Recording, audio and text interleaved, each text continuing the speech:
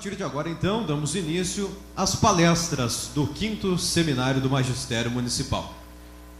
A primeira palestra será ministrada pelo professor Pierluigi Piazzi, com o tema Ensinando Inteligência. Pierluigi Piazzi foi professor de mais de 100 mil alunos na preparação para o exame vestibular. Aliando a sua experiência como professor e os conhecimentos adquiridos ao lecionar inteligência artificial e configuração de redes neurais, um curso de engenharia da computação, conseguiu identificar os equívocos que tornam o sistema educacional brasileiro um dos piores do mundo. Por mais de 10 anos tem viajado pelo Brasil, visitando centenas de escolas, fazendo palestras para alunos, pais, professores e coordenadores, mostrando como evitar esses erros. Bom,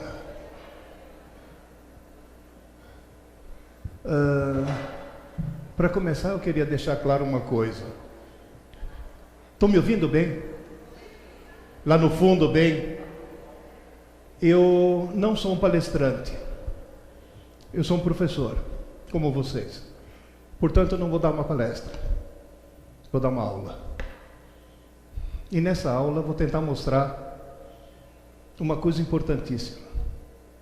Como funciona seu cérebro e como funciona o cérebro dos seus alunos. Infelizmente, no Brasil, nós temos, apesar das afirmações do MEC, um dos piores sistemas educacionais do mundo. O ensino brasileiro está numa situação catastrófica. E cá entre nós, não estava. Além de dar aula para mais de 100 mil vestibulandos, eu dei aula para criança e dei aula na pós-graduação. Eu comecei a dar aula com 18 anos. Eu tenho 71. Mais de meio século de experiência. Por favor, me ouçam. Me ouçam porque vocês têm condições de dar uma virada decisiva no ensino desse país. Eu já fiz palestras em muitos municípios, e muitos municípios conseguiram uma virada, mas graças às professoras. Deixa eu avisar uma coisa, eu vou falar no feminino. Eu não sou machista, portanto eu sempre pego o gênero dominante. Quem é do sexo feminino, levanta a mão. Então não preciso falar mais nada. Professoras, o futuro está na mão de vocês. Eu vim propor aqui um novo paradigma. Ou seja, as últimas descobertas na área de neurociências, estudo do cérebro, para melhor compreensão dos processos cerebrais por ocasião da aprendizagem. O que está escrito aqui em cima? Um novo paradigma. E aí me surge uma pergunta. Novo? Eu cheguei no Brasil em 1954. Já entrei no 2º ginasial. Uma escola maravilhosa. A escola brasileira era fantástica. As professoras não tinham pedagogia. Elas faziam normal, magistério, era um curso técnico. Aí faziam concurso. Aí eram lotadas em alguma cidade por aí. Sabe qual era o salário de uma professora? Idêntico ao de juiz de direito. Quando se compunha a mesa, vinha o prefeito, o médico, o padre e a professora. Era autoridade. Ela ganhava tão bem que tinha uns caras pilantras, bonitões, que seduziam a professora, a engravidavam. Naquela época tinha que casar. Aí o cara casava e nunca mais na vida precisava trabalhar. Ou seja, o cara dava o golpe da barriga, quem dava é o cara. Não? Era o chamado chupim. Na realidade, a escola funcionava. Eu gostaria que vocês gravassem um instante essa foto, que é dessa época, E mais adiante eu vou explicar para vocês o porquê dela. Eu dei aula durante muito tempo de inteligência artificial e configuração de redes neurais. Na face da Terra existem duas coisas capazes de processamento lógico, que são o computador e o teu cérebro, e o do teu aluno. O computador é extremamente rápido e é um idiota. O cérebro humano é extremamente lento e é um gênio. Quer dizer, nós temos um idiota rápido e um gênio lento. Eu sei que vocês conhecem algumas pessoas lentas, porém idiotas, mas isso já é um caso todo especial. Normalmente elas são eleitas, mas tudo bem. Na realidade, de tanto usar o idiota de forma idiota, estamos transformando o nosso gênio em idiota. As pessoas não sabem mais fazer conta de cabeça. As pessoas não sabem mais se orientar sem um GPS. Sem a tecnologia. Vai. Entra num supermercado e tenta obter o troco se o sistema caiu. Você não vai conseguir. Não adianta. A tecnologia está atrofiando funções cerebrais. E olha que é uma pena, hein? Os meus alunos da engenharia da computação calcularam quantos computadores de última geração eu deveria ligar em rede para obter o hardware de um cérebro. Deu aproximadamente 15 mil. Por favor. Outra coisa. É palestra ou aula? Então não pode conversar. Se conversar, eu ponho para fora.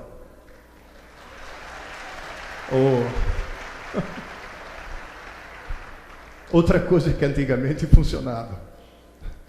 Queridas e queridos, sabe o que quer dizer 15 mil computadores? Que no fundo, todo ser humano é um gênio. Quer dizer, alguns bem no fundo, mas no fundo, todo ser humano pode ser qualquer coisa. 15 mil computadores é algo fantástico. Não é um número chutado, não. O cérebro humano tem uma capacidade incrível e é altamente reconfigurável em qualquer idade. É claro que numa criança é muito mais rápido, mas no adulto, gente, eu tenho 71 anos, estou me reconfigurando até agora. Gente, o cérebro humano só que tem um problema. Veio sem manual de instruções. Na realidade, se eu quero programar um computador, é fácil, é só aprender uma linguagem de programação. E se eu quero programar um cérebro? Qual é a linguagem de programação que eu preciso aprender para programar meu cérebro? Você não precisa aprender, você já sabe. É a linguagem falada. Eu fiz um curso de pós-graduação na USP de psicolinguística. Não foi muito bom, mas teve uma frase que eu gravei. Um dia a professora chegou e falou: lembrem-se, o ser humano não fala porque pensa. O ser humano pensa porque fala. E é verdade. A maneira com a qual a gente fala é a maneira com a qual a gente pensa. É impressionante. Eu chego para alguém e falo, sei lá, você fala inglês? O cara não fala. Ele pode me dar duas respostas. Ele pode dizer, eu não falo inglês. Ou, eu ainda não falo inglês. Eu não falo inglês. Eu ainda não falo inglês. É a mesma resposta. Pensou do mesmo jeito. Falou diferente e pensou diferente. Isso tem uma consequência terrível, hein? Se o ser humano pensa do jeito que fala, gente, é verdade. Eu falo 5 idiomas, eu não sou brasileiro, eu tive que viajar muito, eu falo 5 idiomas. Eu penso de 5 maneiras diferentes. Teve um aluno que quando descobriu que eu falo 5 idiomas, me olhou e falou, nossa, o senhor é um troglodita?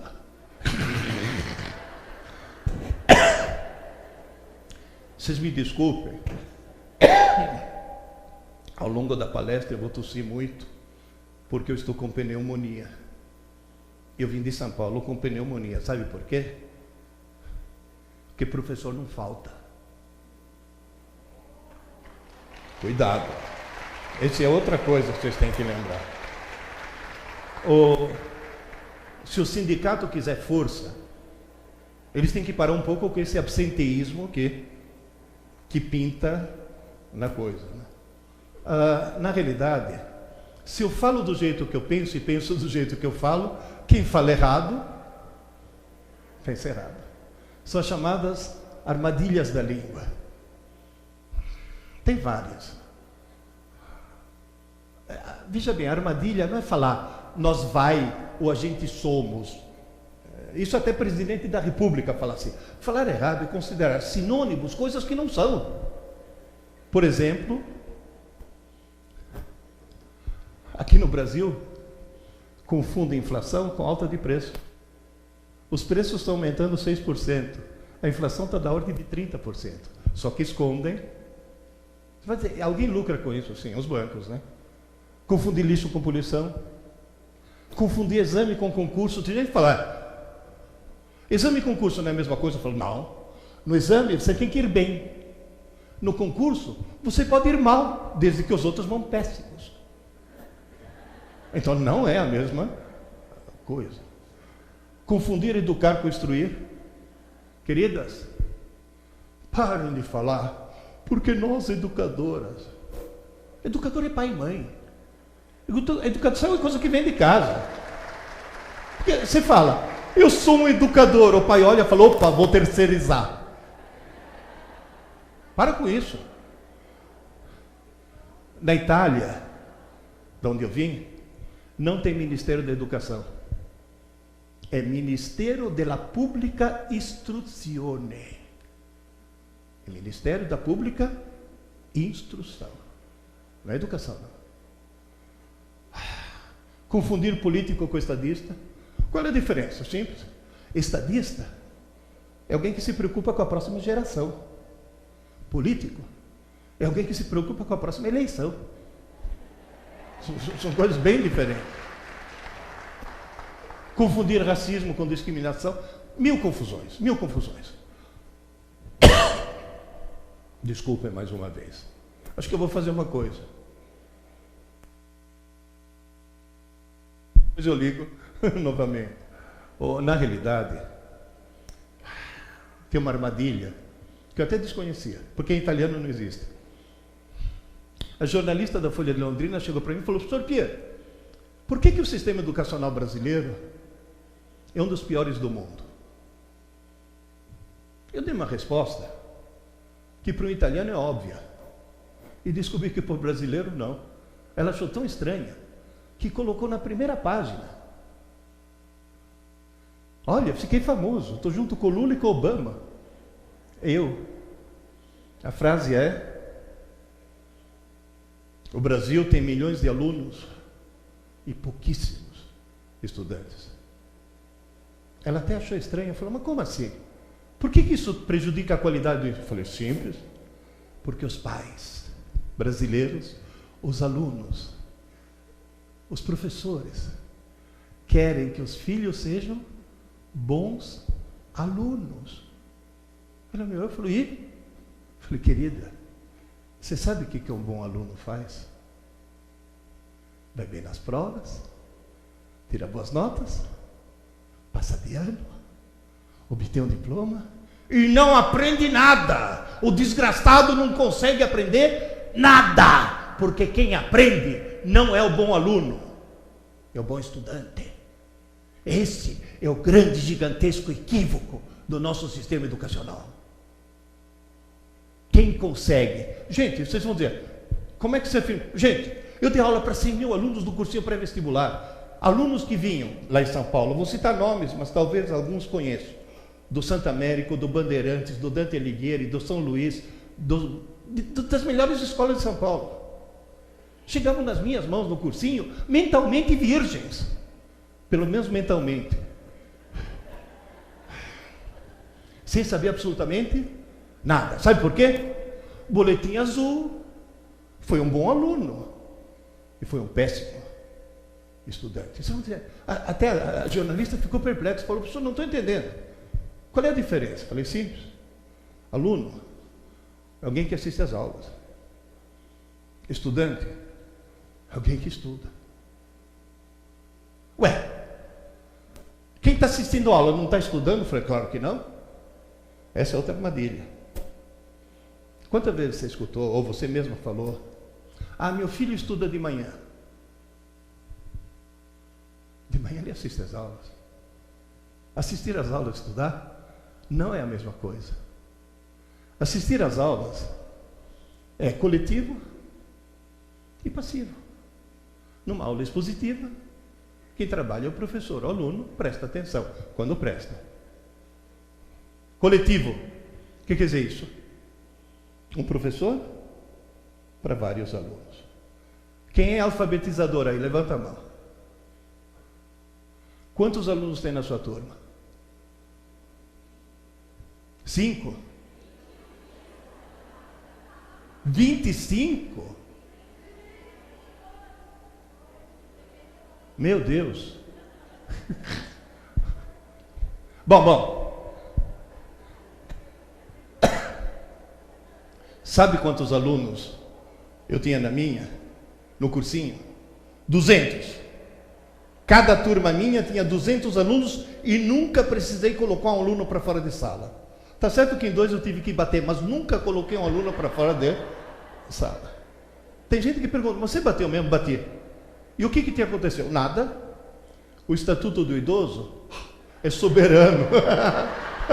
Quero nem saber. Olha a cara de inveja de vocês. Qual é o contrário de coletivo? Contrário de coletivo? Individual. Contrário de passivo?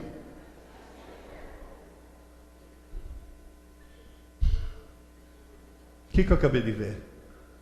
Que assistir às aulas e estudar não só não é a mesma coisa, como uma coisa se opõe à outra. Agora me ouçam, por favor, com todo cuidado. Ninguém está realmente estudando se não estiver sozinho. Estudar é um ato individual. Não existe grupo de estudos. Se é grupo, não é estudo. Pode ser grupo de trabalho, grupo de pesquisa, mas não é estudo. Estudo é individual. E tem mais uma coisa. Ativo. É engraçado como pouquíssima gente sabe disso. Antigamente sabiam. Hoje não sabem mais.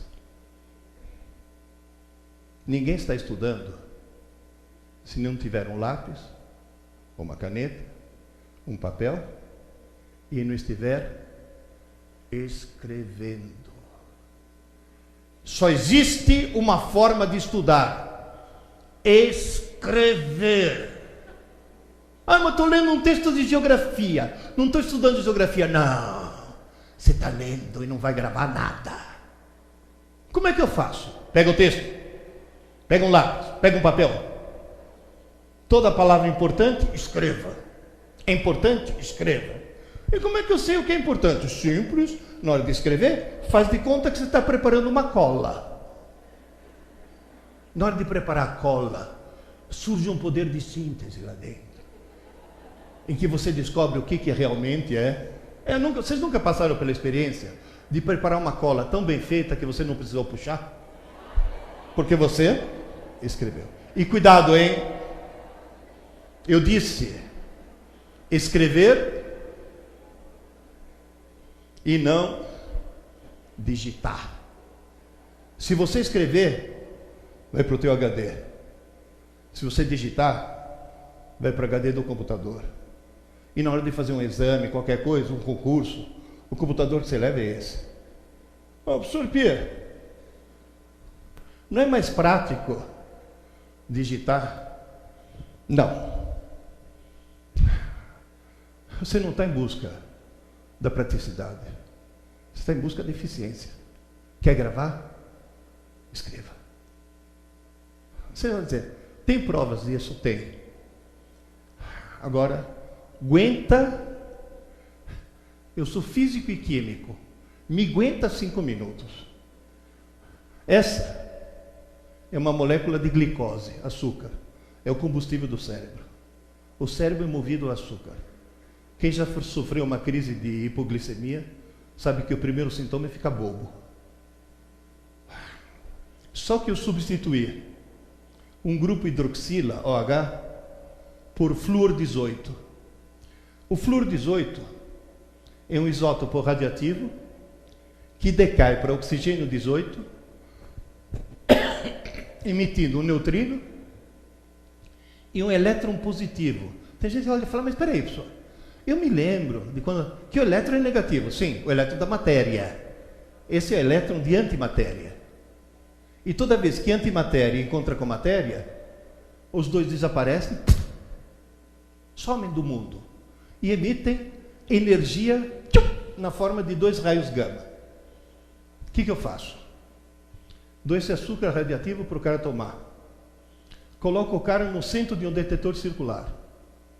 A região do cérebro que mais consome açúcar é aquela que está sendo mais usada. É aquela onde surgem mais os pares, só que os pares chegam aqui em momentos diferentes e permitem que o computador possa localizar de onde partiu. E a intensidade, a quantidade mostra o quão intenso está sendo o consumo de açúcar naquele lugar. Esse processo usado para diagnósticos médicos é chamado PET scan, Positron Emission Tomography Scanner. Vai dizer, e para que serve? Para fotografar o pensamento. Se nesse exato momento eu estivesse fazendo o PET scan de vocês, eu veria muita atividade aqui, do lado esquerdo, numa região chamada região de Wernicke, que é onde você processa a palavra que está ouvindo. Para mim, a maior atividade é aqui, um pouco mais na frente, a região de Broca, porque eu estou formulando as palavras. Como todos nós estamos de olhos abertos, a atividade é aqui, no lobo occipital, que é justamente onde você processa a imagem. E como a maioria de vocês está pensando, gostaram da maioria, né? Acende o lobo frontal. Aqui que você pensa. Antigamente, quando o cara era muito doidão, eles faziam uma cirurgia terrível. Lobotomia. E o cara virava um zumbi. Nossa, pararam porque agora não precisa mais. Agora tem lobotomia química. Estão transformando as crianças em zumbi usando a maldita da Ritalina. Vocês vão ver o que isso daí faz. Que crime está se cometendo no Brasil, porque fora do Brasil não cometem isso. É uma coisa terrível. Professor Pierre, que conclusões eu posso... quanto aluno chega para professor Pierre, eu posso estudar com a TV ligada? Não. Ah, mas a Globo falou assim, a Globo vai falar que televisão é ruim? Não. Eu posso estudar com o meu celular ligado, mas de jeito nenhum. Desliga essa porcaria. Professor, eu posso estudar ouvindo música? Não só pode como deve. É? Eu posso ouvir música? Sim, desde que seja música. Deixa eu explicar melhor. Se eu pegar um cérebro em repouso, só está acendendo aqui, que estou de olhos abertos. Se eu estiver estudando linguagem, com linguagem, cuidado, quando eu falo linguagem, é a língua falada, português, tá? Ou a matemática. A matemática é uma forma de linguagem. Acende aqui o raciocínio e o lado esquerdo. O lado direito tem menos atividade, é o lado esquerdo que funciona. Então, na hora que você está estudando, é o lado esquerdo que está estudando. Se você só ouvir música, acende o lado direito. Portanto, se você estudar em silêncio, o lado esquerdo está a toda e o lado direito não tem o que fazer. Fica enchendo o saco. Você está lá. Porque as placas tectônicas, olha a borboleta azul. Essa fonte de distração é o lado direito. Então o que você faz? Estuda ouvindo música. Cuidado. Música não pode ter alguém cantando no idioma que você conheça. Por quê? Senão a letra invade o lado esquerdo. Agora, tem uma coisa interessantíssima. Quanto mais regiões do cérebro você acender, mais fácil é você gravar aquilo. E por falar em música, vocês já notaram uma coisa? Que quando você ouve uma música com a letra, usando os dois lados do cérebro, você grava a música e a letra. Todo mundo aqui conhece a biografia do Eduardo e da Mônica. Porque ouviu repetidamente aquela longa história. Gente, faz teu cérebro acender ao máximo. E faz o cérebro do teu aluno acender ao máximo. Aí você grava. A minha mulher estava falando, eu moro em Itapecerica da Serra, na BR-116. Na beira da BR-116. Ela passa por aqui no Rio Grande do Sul, né? Aí minha mulher falou, pô, se eu furar o pneu, eu vou ligar para a seguradora. Falei, mas liga para a concessionária que eles chegam antes. Ah, como é que eu vou gravar o telefone da concessionária? Falei, fácil, olha aí. A gente está passando pela placa.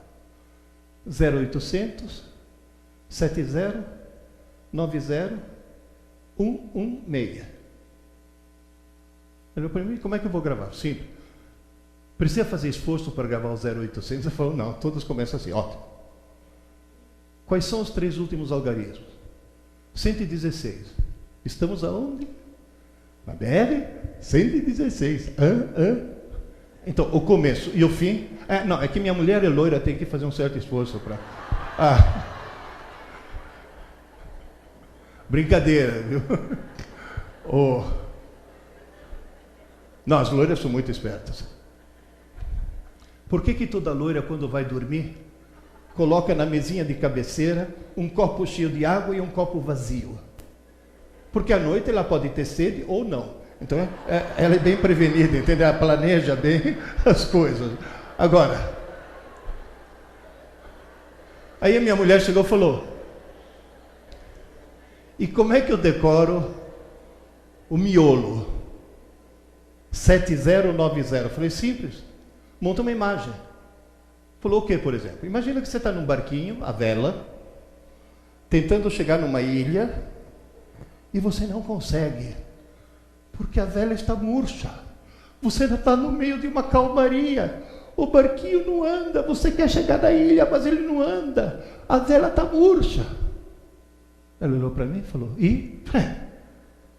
se você quer chegar e não consegue porque a vela está murcha, isso significa o quê? Que você tenta, mas não venta.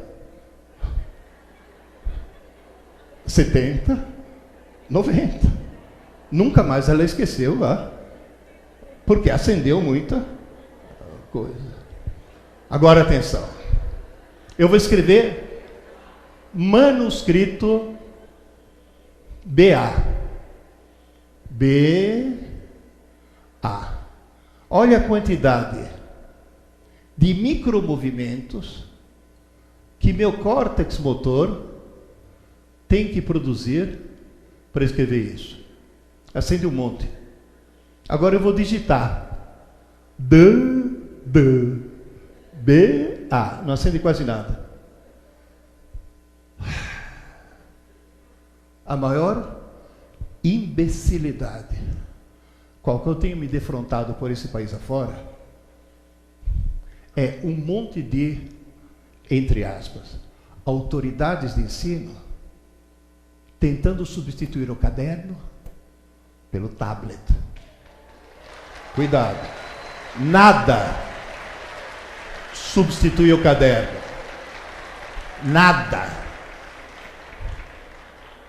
E por que eles fazem tanta questão? Também, comprar milhares de tablets deve dar uma boa propina, né, por baixo do pano, né? Na realidade, gente, estou falando de uma epidemia brasileira.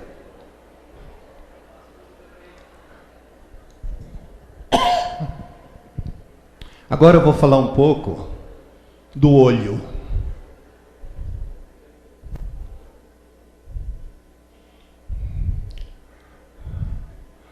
Todo mundo já sabe que quem faz o papel de filme que recebe a luz é justamente a retina, né? A retina tem uma característica estranha. Ela tem dois tipos de células. Tem dois tipos de células que recebem a luz: o bastonete e o cone. O bastonete enxerga em preto e branco e é muito sensível à luz. É o que permite a visão noturna. O cone enxerga as cores, mas para que enxergue precisa de muita luz. Por isso que à noite todos os gatos são pardos, que só se vê em preto e branco, você não consegue ver as cores.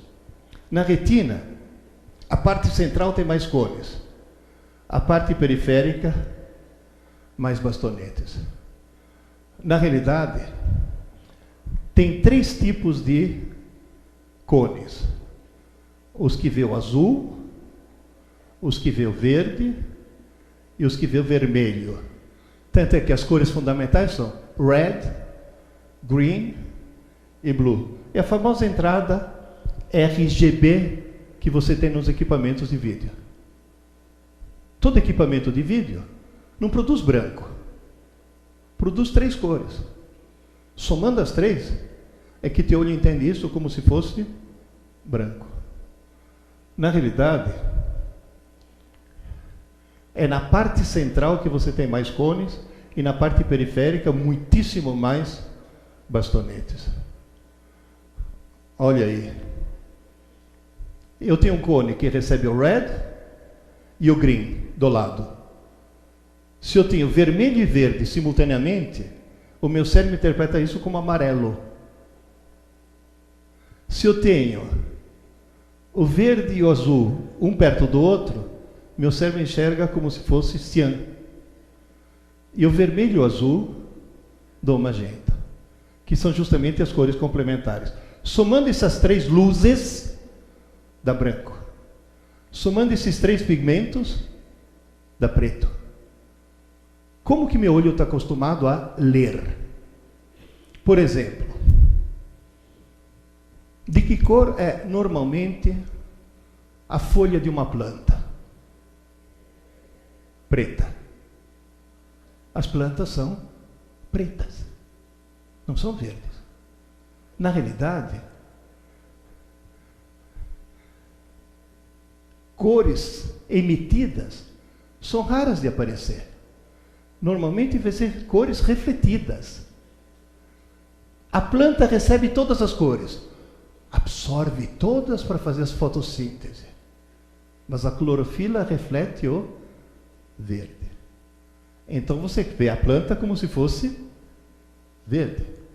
Mas se você pegar no ambiente uma planta, iluminar só com luz vermelha, a folha é preta. Só com luz azul, a folha é preta. Para ela começar a ser verde, tem que ser com luz verde. E o gozado é o seguinte: se naquele ambiente você iluminar a planta com luz verde e só, depois de algum tempo ela morre. Porque ela não faz fotossíntese, porque o verde é justamente aquilo que ela não absorve. O olho humano está acostumado no mundo a ver por reflexão. Portanto, se eu quero imprimir algo num livro a cores,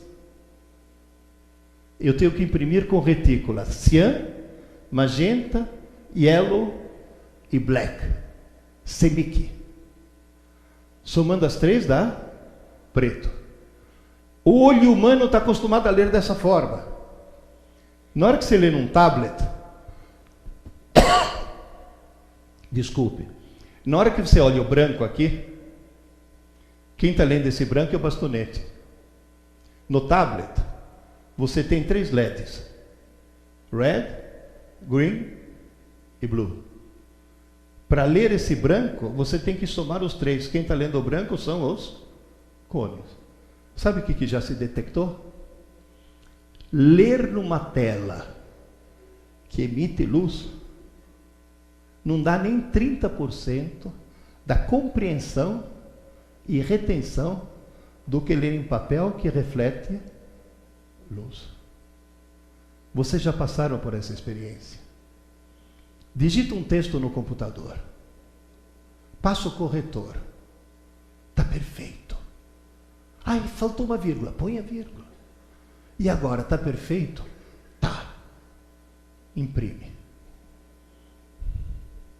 Na hora que sai na impressora, você toma um susto. Meu, como é que eu deixei passar tudo isso? Portanto, mais uma vez, as neurociências mostram o quê?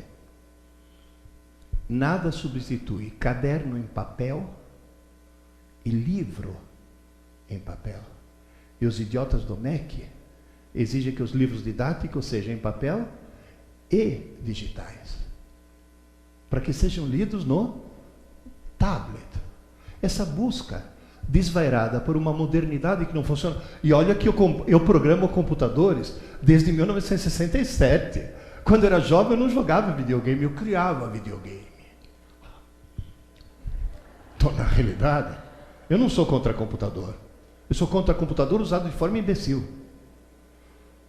Queridas e queridos, o que a Amazon fez? Eles queriam vender e-book. O e-book no tablet não dá para ler. Eles inventaram uma coisa chamada electronic paper, que funciona com pimentos brancos e pretos, só. Não tem nada de RGB, nada. Preto e branco, como papel. E inventaram o tal do Kindle, que é o único leitor de livro eletrônico que simula papel. Simula tanto que tem que vir com um abajurzinho, porque você não consegue ler no escuro. Ele não emite luz, ele reflete a luz. Deu para perceber como a gente faz besteira? E outra coisa, os cones cansam muito facilmente. Por favor, olhem fixo para essa pupila aqui, esse ponto preto. Não tire os olhos daí. Acontece que a leitura... Não tire os olhos. A leitura é uma leitura que exige consumo de uma substância química. Lá pelas tantas, a substância química se esgota. E quando... Continua olhando. E quando a substância química se esgota, você fica cego àquela cor, portanto, você só vê o complemento dela. Conseguiram ver a diferença?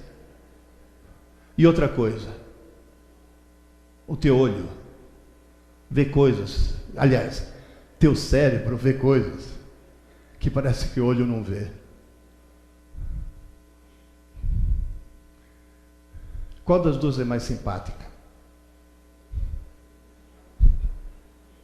A de lá ou de cá? Quem acha que é de cá? Quem acha que é de lá? A maioria é de lá. Vamos dizer, mas por quê? Qual é a diferença?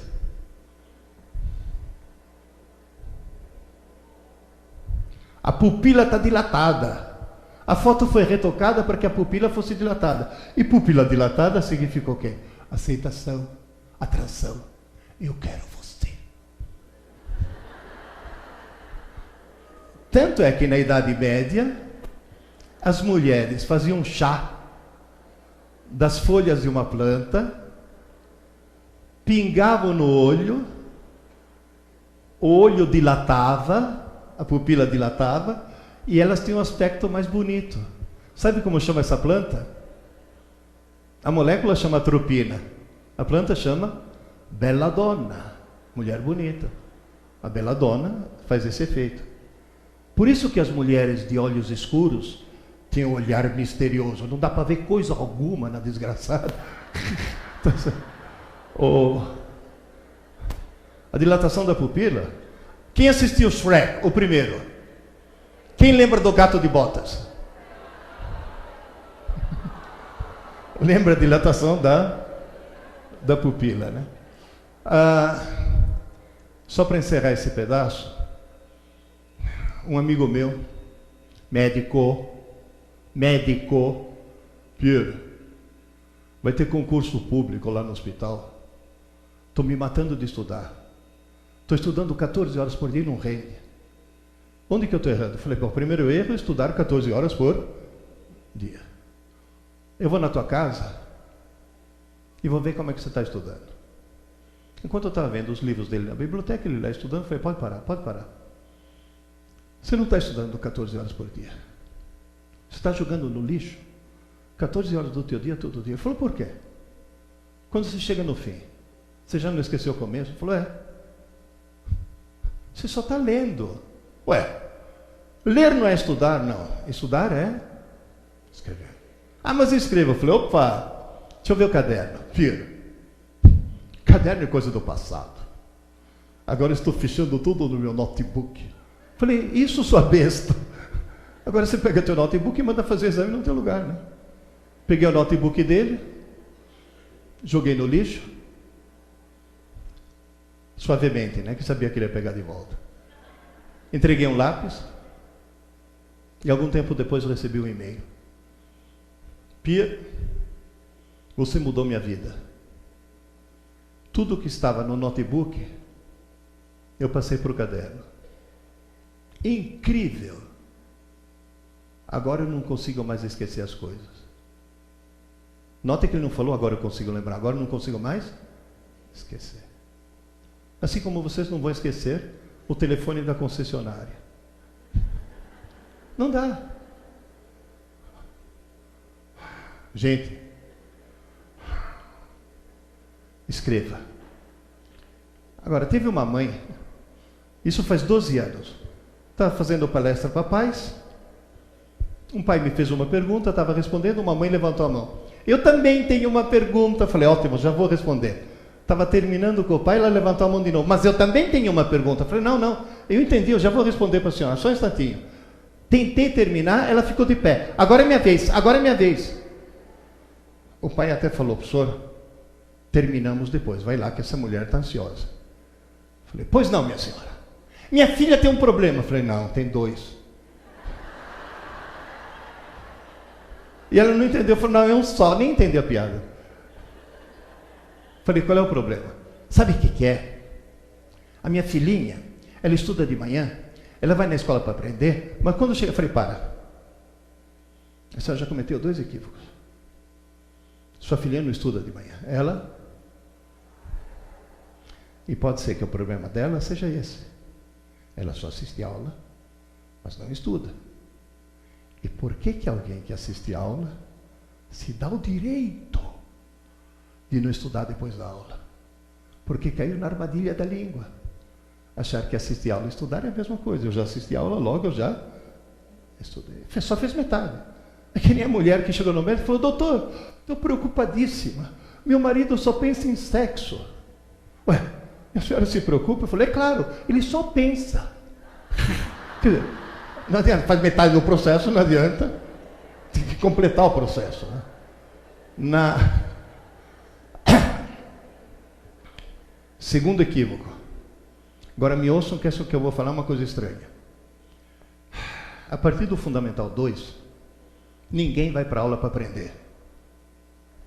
A aula não foi feita para aprender. A aula foi feita para entender. O professor não ensina. O professor explica. E se o aluno não entender? O bom professor explica de novo. E se mesmo assim a pequena anta continua não entendendo?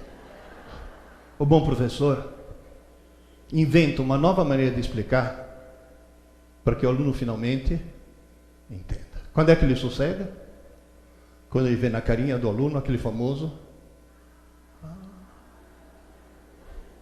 Essa mãe colocou a mão na cintura, ela estava agressiva. Se minha filha não aprende na aula, ela aprende quando? Eu falei, simples, minha senhora. Quando der o último sinal, ela deixar de ser aluna. Se ela for para casa, em casa ela virar estudante.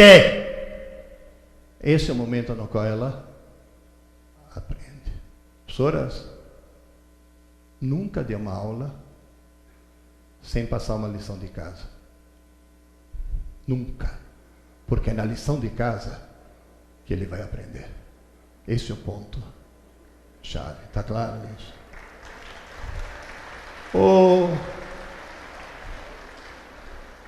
Ela virou para mim e falou: o senhor quer dizer que eu faço tudo errado? Eu falei: sim. O senhor está afirmando que eu dou palpite errado? Eu falei: sim. Mãe não dá palpite errado. Eu falei: não. O que vocês acham? Mãe na escola é terrível. E mãe que faz pedagogia então é uma desgraça. Porque elas vêm dando palpite. Não, porque o Vygotsky... Eu sempre falo, mãe na escola parece anão em campo de nudismo. Mete o nariz onde não deve. É uma coisa impressionante. Aí ela virou para mim e falou: então, por que vocês então não fazem uma apostila para as mães? Fiz. Só que como sou um cara exagerado, eu fiz 3. Essa é para alunos, essa é para as mães e para os pais, e esse é para os professores. Ele falou que depois, eu trouxe alguns livros para autografar, uma má notícia. Esse esgotou. Mas vai chegar da gráfica daqui a 3, 4 dias. Depois a livraria encomenda. Nesse daqui eu recebi milhares de e-mails. Sabe o que é a maioria disso? Pena que eu não li antes. Pena que eu não li antes. Pessoas que estudaram de forma errada. Sabe por quê? Porque o sistema escolar brasileiro ensina matemática, história, geografia e não ensina a estudar. Tem gente que fala: ensinava. É que vocês são muito jovens. Mas na minha época tinha uma coisa maravilhosa que fazia as crianças escrever, chamada ditado e cópia. E era o momento no qual aprendiam de verdade. Esse que era o ponto. Qual é a palavra em comum aos 3 títulos? Inteligência. Agora, olhem bem para mim, que esse fato é fundamental. Inteligência não é como a cor dos olhos. Não é um fator genético. As neurociências já estão cansadas de provar, através de 1000 experiências, que inteligência, talento e vocação são qualidades aprendidas. Vou repetir: aprendidas. Ninguém nasce burro, ninguém nasce gênio, ninguém nasce poeta, ou nasce músico ou matemático. Todo mundo nasce com cérebro. O que se faz com esse cérebro vai ser determinante. Na frente de cada um de vocês, em qualquer idade,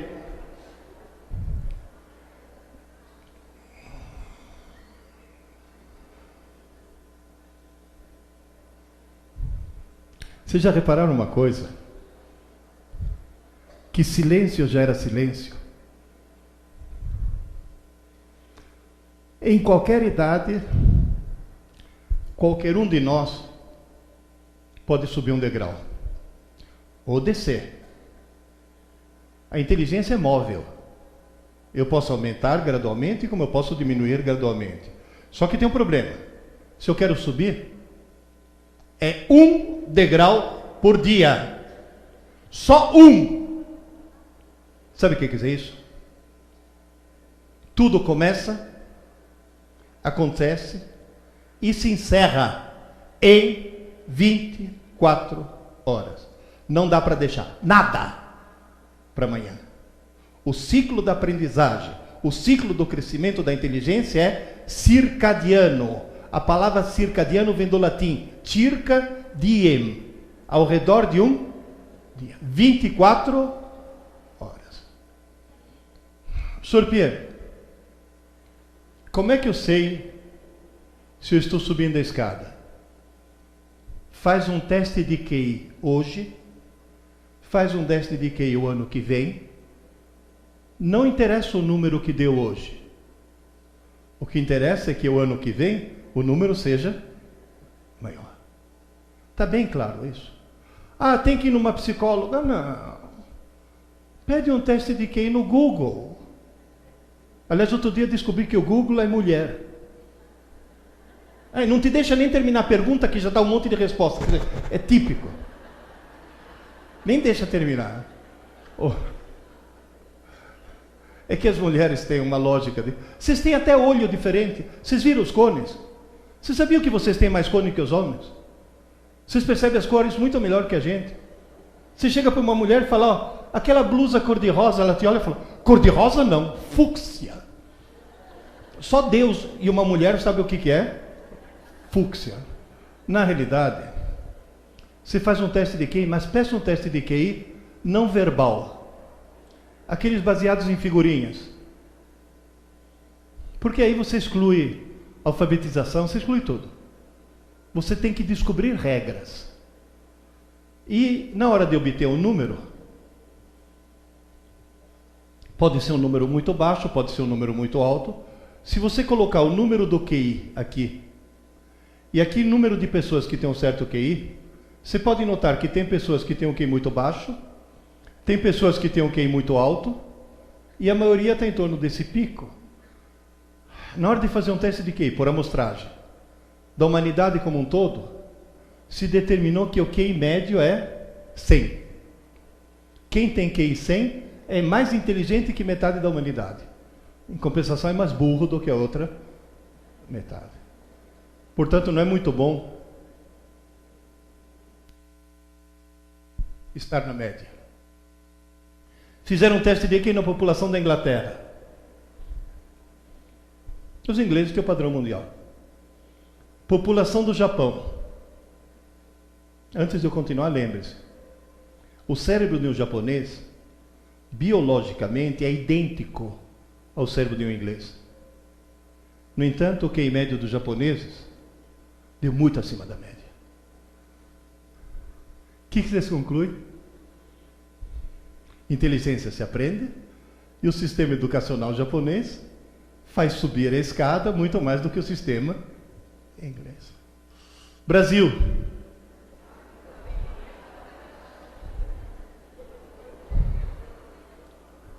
Você sabe o que é 87? O chamado caso limítrofe. Sabe o que quer dizer isso? Metade da população brasileira é constituída por deficientes mentais. Vou repetir. Metade da população brasileira é constituída por deficientes mentais. Isso é uma coisa trágica.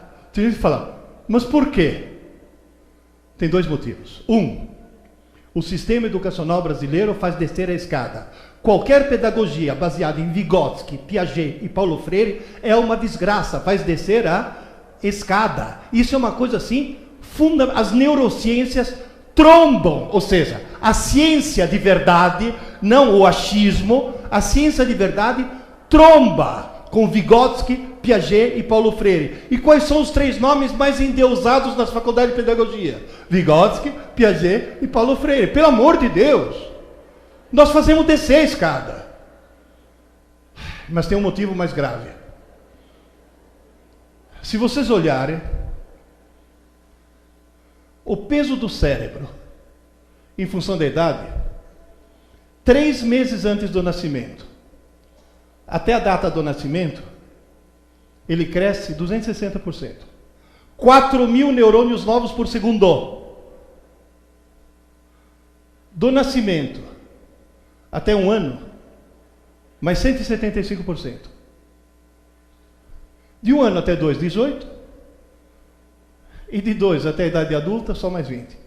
21. O que quer dizer isso? O cérebro humano se forma no primeiro ano de vida. E se no primeiro ano de vida essa criança tiver febre, verminose, diarreia, desidratação, ela está sendo condenada a ter um subcérebro. E o IBGE mostra que quase metade das crianças brasileiras vivem sem água encanada e sem esgoto, sem saneamento básico. E esses irresponsáveis que estão em Brasília, em vez de construir esgoto que fica enterrado no chão e não dá voto, constrói estádio de futebol, gastam bilhões, e estão condenando metade da infância brasileira a virar débil mental. Ou seja, nós estamos sendo vítimas de um genocídio intelectual nesse país. Um genocídio mental. Por favor, tomem consciência disso e lutem contra esse tipo de coisa. Porque isso daqui é terrível. O futuro do Brasil está aí. Está no cano de esgoto. E não em Vygotsky. Esse é o problema. Se você dizer, mas professor Pierre, o primeiro ano de vida é tão determinante. Há 40 anos, eu assinava uma revista chamada La Recherche, uma espécie de Scientific American francesa. A revista publicou um artigo dizendo que astrologia é superstição, é palhaçada. A Associação dos Astrólogos Franceses processou a revista. A revista, para se defender, o que fez? Contratou o Instituto de Pesquisa e pesquisou um monte de gente em termos de inteligência, talento, vocação, caráter, profissão, blá, blá, blá, blá. E tabularam, em função do signo, para ver quais seriam as características de cada signo. Deu a mesma média em todos. Provaram cientificamente que o signo não influi absolutamente em nada.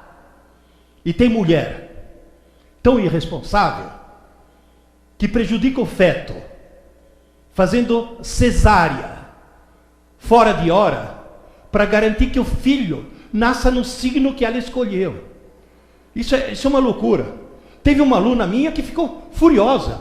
O senhor não acredita em astrologia? Eu falei, claro que não. Eu sou de Aquário, nós de Aquário não acreditamos em astrologia. É uma característica do signo de Aquário.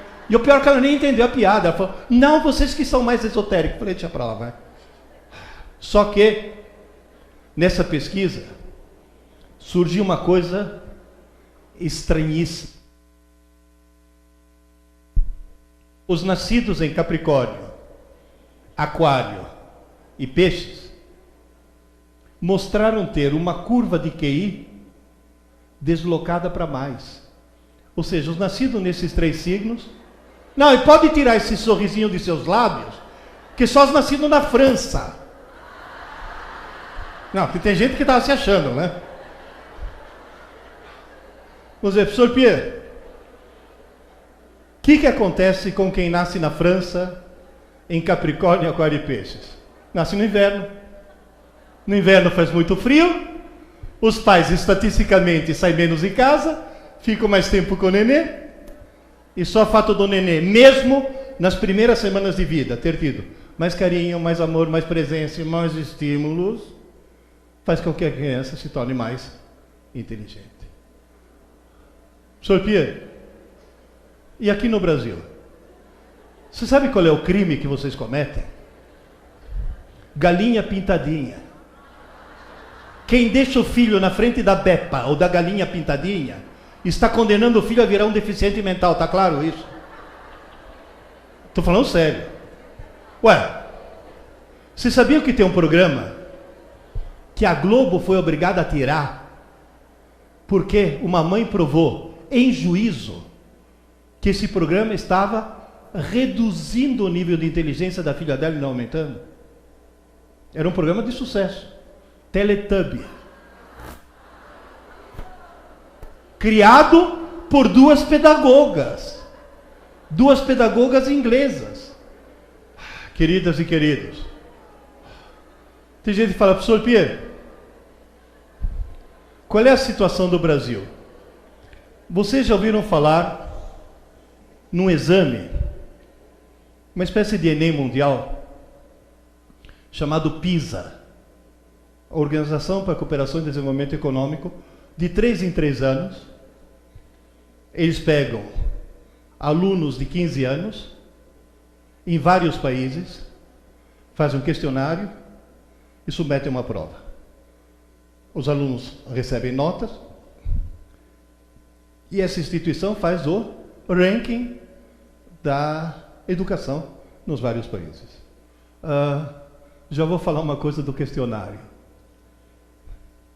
Todos os alunos, top de linha, de qualquer país, ou seja, todos os alunos que terão notas mais altas, eles foram ver no questionário se tinha alguma característica deles.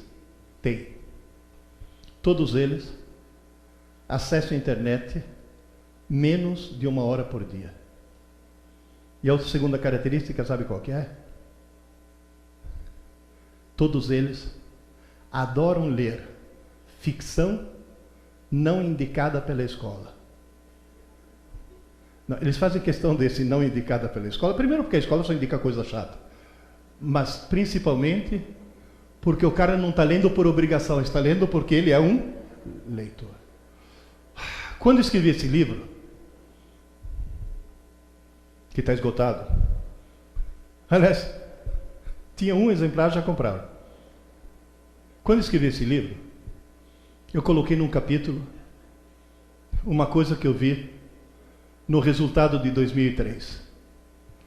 O Brasil participou do PISA pela primeira vez em 2003. Participaram 39 países.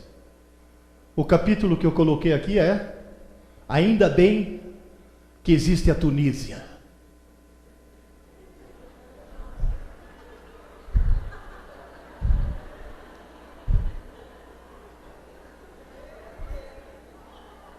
Meu Deus. Não! Se vocês... Ontem assistiu o debate na Bandeirantes. Se você escutar a Dilma, o Brasil só está melhorando.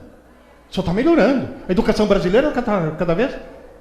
Diz que o sonho de consumo dos brasileiros é morar no país que o PT está descrevendo agora nas eleições. Ou, na realidade, o melhor sistema é a Finlândia. Em 2002, as pedagogas finlandesas resolveram adotar o construtivismo. Mas iam aplicar em 2004. Em 2003 teve o PISA. Elas descobriram que o sistema que elas usavam, que não tinha nada a ver com o construtivismo, era o melhor sistema do mundo. Não usaram o construtivismo. Aliás, o construtivismo está destruindo qualquer sistema educacional no qual ele entra. Quantos construtivistas precisa para trocar uma lâmpada? Nenhum, porque quando a lâmpada se sentir pronta, ela se troca sozinha. Ora, nenhum sistema educacional vai funcionar nessa base. Isso é uma palhaçada total. Bom, queridas e queridos, na hora que o Ministério da Educação descobriu que a Finlândia é o melhor sistema do mundo, pegaram as pedagogas do MEC e mandaram fazer um estágio na Espanha. Sabe aquelas pedagogas que nunca seguraram um pedaço de giz na mão? Nunca entraram numa sala de aula com 25 alunos?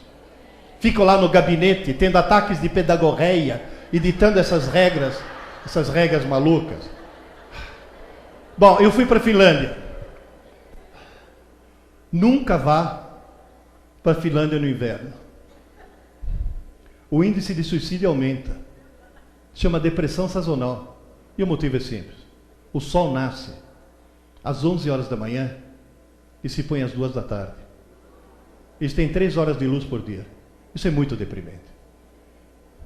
Todo mundo se mata? Não. Tem gente que toma remédio. Que remédio? Vodka. Meu, o que eles bebem? Eu fiz amizade com o professor finlandês, falei, mas por que você bebe tanto? Ele falou, não, eu jamais bebo de dia. Eu falei, é quase um abstêmio, né? O que eu descobri na Finlândia? Número 1, a Finlândia é um país de primeiro mundo, não tem desigualdade social. Tradução? Não tem empregada doméstica. Quem lava os pratos hoje é a mulher, mas quem lava amanhã quem é? É o marido. E no dia seguinte é o marido. Já no outro dia é o marido. Sabe por quê? Que além de ser primeiro mundo, é altamente feminista. Quem manda na Finlândia são as mulheres. O parlamento finlandês tem mais mulher que homem. Quem faz as leis são as mulheres. O presidente da Finlândia é mulher. O ministro da Educação da Finlândia é mulher. Aliás, cá entre nós, ela veio aqui no Brasil. Todos os diretores, autoridades passaram vergonha. Mas que método vocês usam? Ela falou, nenhum. Porque se você só dá um martelo, tudo vira prego. Cada professor faz o que bem entende, desde que seja eficiente. Aliás, se você chegar na Finlândia, numa sala de aula, e falar, o que você quer ser quando crescer? Todos. Professor. É a profissão mais admirada. Aqui, eu já tive aluno que olhou para mim e falou, professor, o senhor só trabalha, só dá aula ou também trabalha? Quer dizer, o senhor só dá aula ou também trabalha? Aliás, eu descobri que a Finlândia não é feminista porque é primeiro mundo. É primeiro mundo porque é feminista. Gente, estou falando sério. Até agora só tivemos o presidente homem. Só deu desgraça e roubalheira. Espero que daqui para frente só tenha presidente e mulher. A Dilma, obviamente, é a transição, né? Quer dizer, que o processo não pode ser muito brusco, assim, de repente, tem que ser aos poucos, né? Vão com calma, né? O pai e mãe trabalham. Não tem quem tome conta das crianças. Todas as escolas finlandesas são período integral. Porém, e isso é uma coisa que eu quero tentar botar na cabeça desse pessoal que acha que é só implantar período integral. Período integral. Porém, só tem aula pela manhã. À tarde, eles estudam. Não entopem eles de aula. Claro, tem algumas atividades complementares, esporte, etc. Mas à tarde, lição de casa. Que não é feita em casa, é feita na escola. Gente, eles não têm armário. Já viram em filme nas escolas americanas que eles têm armário? Onde o Caruso tranca o Chris de vez em quando. Alguém já assistiu esse seriado? Eu adoro. Meu ídolo é a Rochelle. Não, se toda mãe fosse que nem a Rochelle, não teria problema nenhum. Eles não têm armário. Eles têm escrivaninha. Cada um, suas gavetas, seus livros, seus cadernos, estudam. Professor Pierre, daí a 3 anos, o Brasil melhorou? Quanto mais países participam, mais joga o país para baixo. A gente estava número 38. Viramos 52. Mas ainda acima da Tunísia. E a Argentina, que estava lá em cima, começou a despencar também. O Brasil sempre esteve lá embaixo, mas a Argentina tinha um ótimo sistema e começou a despencar. Por quê? Porque teve uma criminosa que chegou na Argentina, nas faculdades de pedagogia, convenceu todo mundo a virar construtivista, uma tal de Ferreiro. É uma imbecil qualquer, que destruiu o sistema educacional argentino. O Sr. Pierre, 2009, éramos 52, viramos 57. E a Tunísia passou a gente. E o governo falando que o nosso ensino está melhorando, né? Gente, isso são índices internacionais. É para acreditar. Gente, tirando essas duas bandeiras, todas as bandeiras que vocês veem aqui, e mais algumas, aliás, outro dia eu tive a paciência de pegar todas. Estão vendo essas bandeiras aí? São todas bandeiras de países onde eu já fui, pessoalmente. Já visitei escola, onde me deixaram, eu assisti aula. Em todos esses países. Sabe o que eu vi? Todo país, onde querem que sejam, os jovens sejam bons alunos, estão no fundo do poço. Todos os países, onde querem que o cara aprenda mais, aumentando o número de aulas, estão no fundo do poço. Todos os países, onde se o aluno tem dificuldade da aula de reforço, estão no fundo do poço. Todos os países, onde querem que o jovem seja um bom estudante, estão lá em cima. Todos os países, onde a aula é importante, mas o estudo pós-aula é mais importante que a aula, estão lá em cima. A solução é simples, né? Vocês já perceberam qual é?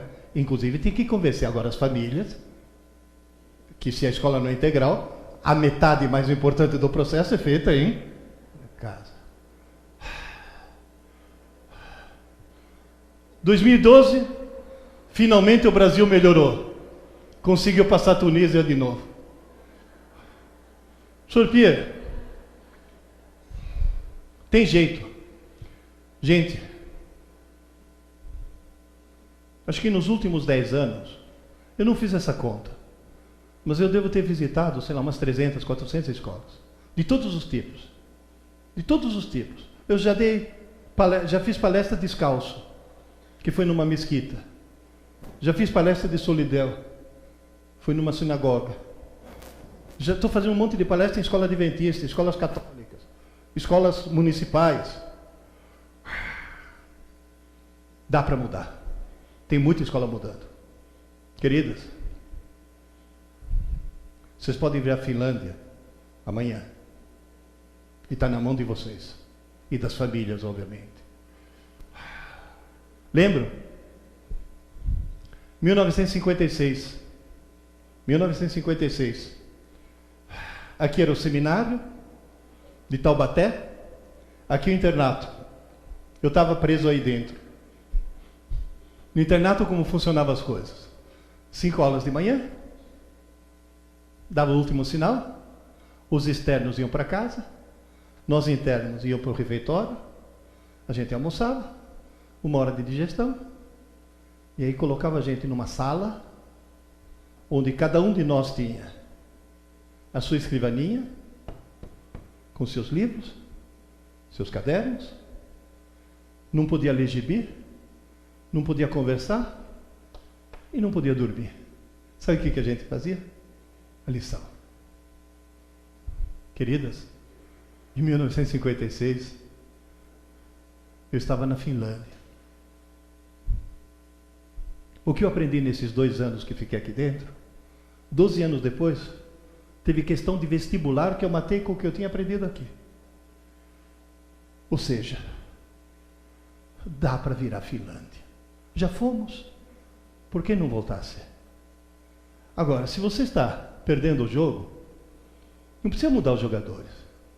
Mude as regras do jogo. Faça com que seus alunos deixem de cometer 3 equívocos. Um é grave, um é muito grave e outro é gravíssimo. Equívoco grave. Os alunos não sabem mais se comportar. Agradeça a quem? 2 coisas. ECA, muito bem intencionado e imbecilmente redigido. Foi uma coisa assim, a intenção era boa, mas nada mais perigoso do que um imbecil bem intencionado, né? O cara que fez cotas para negros era muito bem intencionado. Só que era um imbecil que aumentou o racismo no Brasil em vez de diminuir. A intenção era boa, só que discriminou, né? Não interessa se você discrimina para mais ou para menos, você está discriminando. Na realidade, o segundo motivo é a própria família.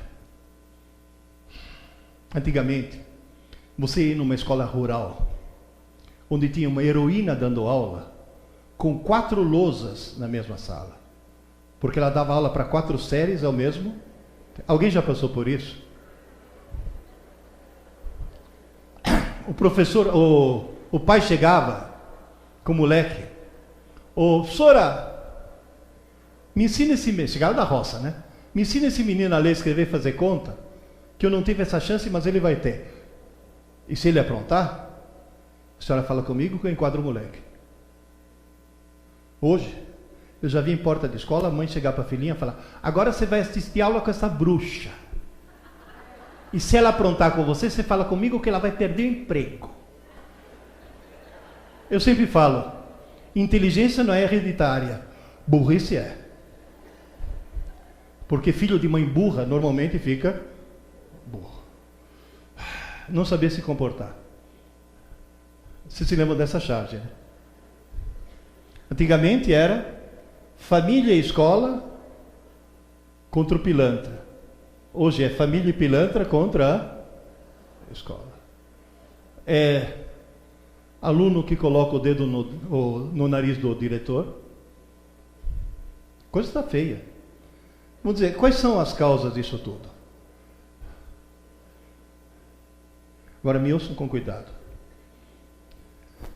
3 meses antes de morrer, o Dr. Leon Eisenberg, que foi o cara que criou o protocolo de diagnóstico do famoso TDAH e preconizou o uso da Ritalina, confessou, antes de morrer, que ele inventou a doença para ganhar dinheiro da indústria farmacêutica. Ou seja, queridas e queridos, TDAH não existe. Não, mas não existe. Mas veja bem, não existe, não. O Hospital das Clínicas de São Paulo ganhou um PET scan, aquele que eu descrevi para vocês, né? Se o cara tiver realmente TDAH, que é um caso raríssimo, ele deveria apresentar uma atividade neural no lobo pré-frontal muito baixa. O Hospital das Clínicas testou um monte de crianças que usam Ritalina. Deu isso, não isso. Não eram crianças hiperativas, eram crianças mal-educadas. Mal-educadas, cuidado. No seguinte sentido, agora pelo amor de Deus me ouçam. Criança que não tem horário para dormir, não tem horário para acordar, não tem horário para comer, não tem horário para fazer lição. Ou seja, criança com a vida desorganizada apresenta os sintomas de TDAH. Ô professor, se não é Ritalina é droga, essa criança está sendo dopada. Mas se não der Ritalina, o que eu faço? Terapia. Ah, meu filho vai ter que fazer terapia? Não, é a mãe que tem que fazer terapia. Estou falando sério, porque é a mãe que não deu limite para a criança. É uma mãe que tem que organizar. Vocês sabiam que na França, onde as crianças têm horário para tudo, não tem uma criança que toma Ritalina? Os neurologistas franceses dão risada dos neurologistas brasileiros. Falam, esses caras são loucos, são criminosos. Precisa organizar. Se a criança na França, neném, se o pediatra falou que ele tem que mamar às 9 da noite, se ele começar a chorar às 8, a mãe deixa chorar até às 9. Porque o horário é às 9. Ele faz isso 3 vezes. Na quarta, ele chora às 9. Ou nem chora, porque a mãe já está lá. Organização.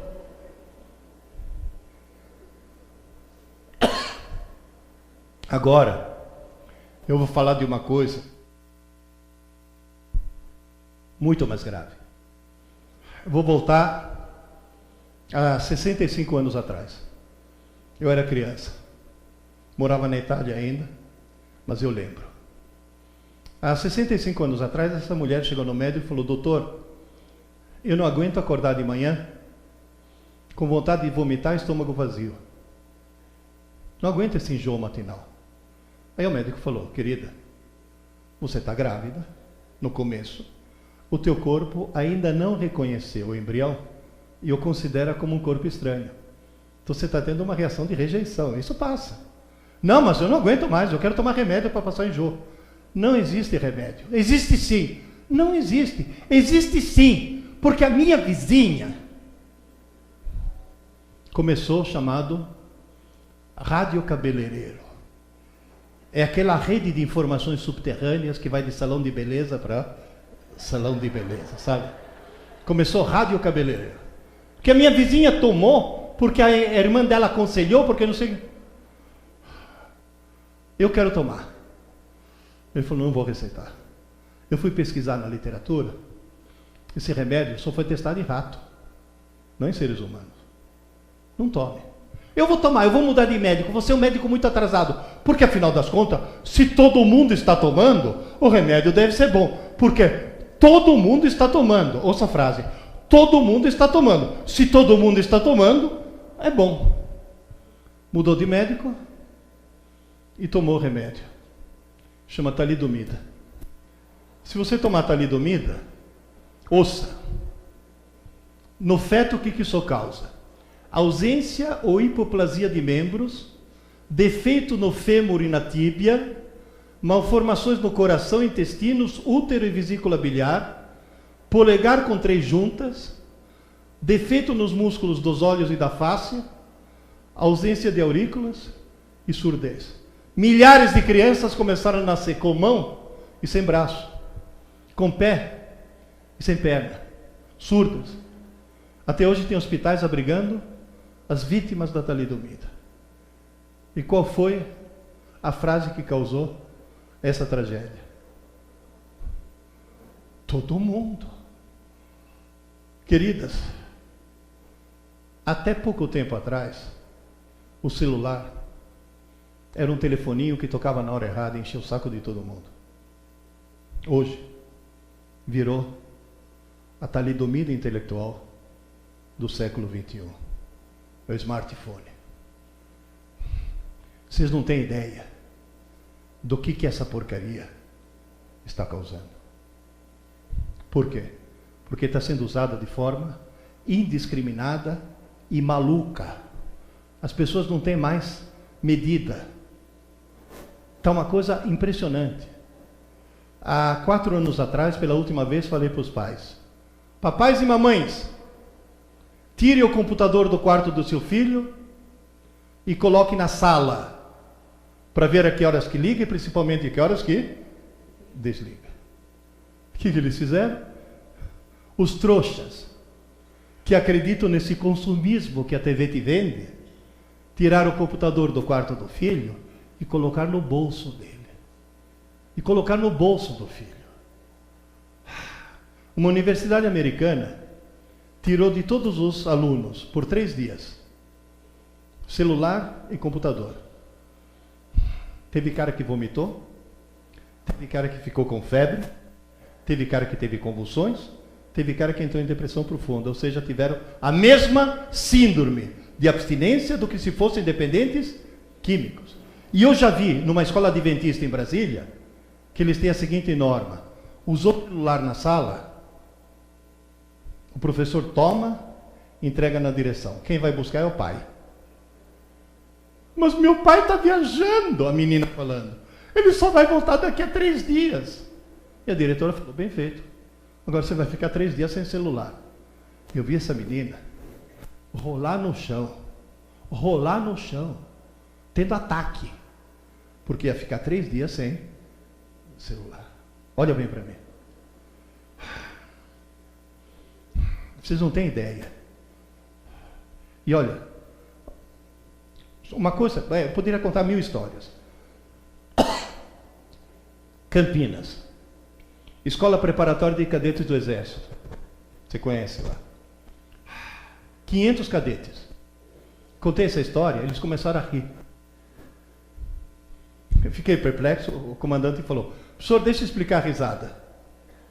Quando eles passam no vestibular, eles ficam 4 semanas sem celular. A gente chama isso de período de desintoxicação. Aí ele virou e falou: e teve neném que passou mal, né? Passou mal. O Hospital das Clínicas já inaugurou, lá em São Paulo, já inaugurou um serviço de desintoxicação da internet. Gente, vocês não têm ideia. Vocês não têm ideia do que está acontecendo. Uma pesquisa mostra que o uso compulsivo da internet e redes sociais produz uma queda no QI, faz descer a escada, que é o dobro da provocada pelo uso continuado da maconha. Tem gente pensando: eu vou vender smartphone e comprar maconha. Olha para mim. Professor Pierre, como é que eu faço? Simples. Dê um celular para o seu filho por questões de segurança. Mas dê um celular que faça ligações telefônicas e no máximo tire fotos, só. Quer acessar o Facebook em casa? Para ver se tua filha não põe foto de dela pelada para o namorado, para depois ficar rodando pelo mundo inteiro. Tem que ver, tem que controlar. Tira essa porcaria de smartphone. E vocês, principalmente, as mulheres adultas, são mais vítimas que os homens. Porque com a história do smartphone, quando compraram essa imbecilidade, saíram do mundo real, entraram no mundo virtual. Agora você vê todo mundo assim. Tem mulher chamando o filho para jantar pelo Zap Zap. Vocês estão ficando loucas. Gente, vamos virar uma geração de imbecis. Todo mundo fala para mim, Pierre, quando você era professor do cursinho, você era extremamente benquisto. Vocês podem notar isso, né? Os alunos me adoravam, principalmente as alunas. Mas muito. Tem gente que fala, nossa, você então deve ser professor que dá aula show. Eu falei, não. Professor de cursinho tem uma característica que todo professor poderia ter, que não é ele. Sabe por que ele é simpático? Tenta imaginar o vestibular como sendo um processo judicial, onde tem vários personagens. Quem é o réu? O vestibulando. Quem é o promotor? Quem elabora as perguntas. Quem é o juiz? É quem corrige a prova. Quem é o policial? E quem toma conta da prova para não deixar colar? E agora atenção. Quem é o defensor? É o professor. Eu estou no mesmo lado da trincheira que ele. Eu estou lutando contra o inimigo comum. Sabe por quê? Porque quem elaborou a prova não fui eu. Quem corrigiu a prova não fui eu. E eu sou o cara que torce para que ele tenha o melhor resultado possível. Vocês percebem, gente? Se vocês conseguirem montar um sistema de que todas as provas não sejam aplicadas pelo próprio professor, mas sejam de fora, vocês conseguem um nível de simpatia que aumenta consideravelmente a eficiência. O meu lema sempre foi: quem ensina, não examina. Se você chegar numa sala de aula minha, lá no cursinho, o examinador do vestibular tem mãe? Você vai escutar 200 caras falando, tem. E a mãe do examinador? Mora em casa ou apartamento? Casa. E na casa da mãe do examinador tem varanda? Tem. E na varanda tem lâmpada? Tem. De que cor? Vermelha. Essa é a definição que eles dão pro examinador. Faz alguém da prefeitura ter luz vermelha, você? Não. Eu até escrevi esse artigo, quem ensina não dá nota. Nossa, faz tempo. 1990. Eu era jovem naquela época. E tem uma frase que ficou marcada. A única e verdadeira finalidade de qualquer escola é se tornar inútil. Formar autodidata significa formar cidadãos verdadeiramente livres. É lógico, se tornar inútil aos poucos, né? Bom, queridas e queridos, tudo isso é grave. Vamos para o muito grave? Não ler como forma de lazer. Ninguém sobe a escada da inteligência se não for um leitor. Ninguém é um leitor se não for alguém que lê muito. E ninguém lê muito se não for alguém que lê por prazer. E o sistema educacional brasileiro é especialista em criar o ódio pela leitura. Pega um coitado de 12 aninhos, você vai descobrir o prazer pela leitura. Toma, Iracema. Vocês não passaram por isso? Toma, Dom Casmurro. Na realidade, tem que descobrir o prazer de ler. 1952. Escola Elementar Edmondo de Amicis de Bologna, Itália. Esse era meu professor. Esse é meu grande amigo, Giuseppe Mazzacurati. E esse, Pierluigi Piazzi, eu. Olha que bonitinho. 9 anos. Minha mãe chegou para mim e falou, Pierluigi, dá um pulo no jornaleiro para ver se meu livro semanal já chegou. Minha mãe lia um livro por semana. Isso ajuda, né? Cheguei, tinha chegado. Era uma coleção de livros de capa amarela que pingava sangue. Sabe, quem será o assassino? Livro de mistério, Agatha Christie, essas coisas todas. Peguei o livro da minha mãe, e o jornaleiro chegou para mim e falou: Pierluigi, acho que você vai levar esse para você. Falei: o que é isso? É o volume 1 de uma nova coleção, Urânia, ficção científica. Falei: o que é ficção científica? É para achar o assassino no fim? Falei: não, é um foguete que vai para Marte. Aí os astronautas, falei: opa, foguete astronauta. Eu tinha 9 aninhos. Levei para casa e perdi o fôlego. Sabe quando você começa? Não conseguia parar. De vez em quando eu olhava e falava: mas isso é muito bom. E mergulhava de novo. E eu fui para Marte. Foi o dia que eu descobri o que é ler por prazer. 10 de outubro de 52. Volume 1. As Areias de Marte, de Arthur Clarke. Devorei. Gente, eu tenho 71 anos. Na vida inteira eu só tive 3 vezes a sensação de: mas isso é muito bom. Com sexo, ficção científica e leite condensado. Foram as 3 descobertas mais fantásticas da minha existência. O que eu estava fazendo na semana seguinte?